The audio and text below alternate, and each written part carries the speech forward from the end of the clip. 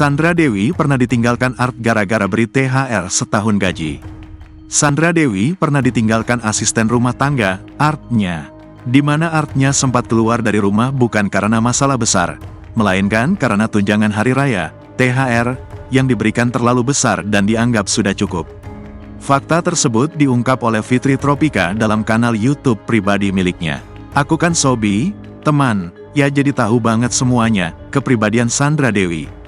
Pertama, kalau kalian pernah ditinggal sama mbak yang di rumah, ditinggal mbak babysitter yang biasanya tinggal di rumah itu biasanya kasus macam-macam kan, kata Fitrop biasa disapa, dikutip tribunnews.com, Senin, tanggal 8 April tahun 2024.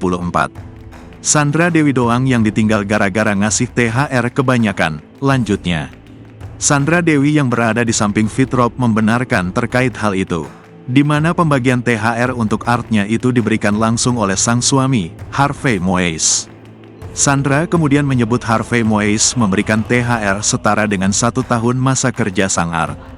Sebenarnya itu suami gue sih, jadi dia ngasih tri kebanyakan akhir tahun lalu, 2020.